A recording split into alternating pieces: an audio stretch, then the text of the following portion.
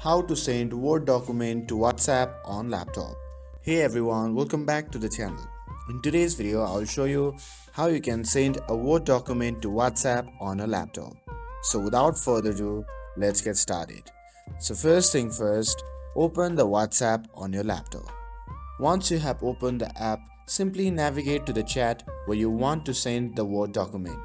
It can be personal chat or a group chat. And once you have selected the chat, from there simply click on the paper icon at the bottom of the chat window.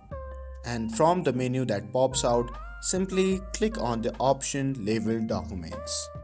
And after doing that, a file explorer window will open. Now browse your laptop and select the Word document that you want to send.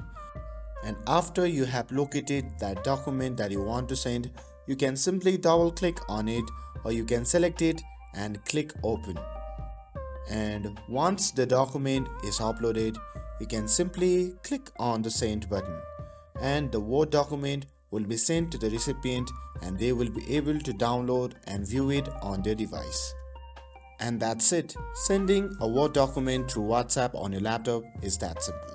With this, if you found this video helpful, then don't forget to like, share and subscribe to get updated for more videos. Thanks for watching and I'll see you in the next video.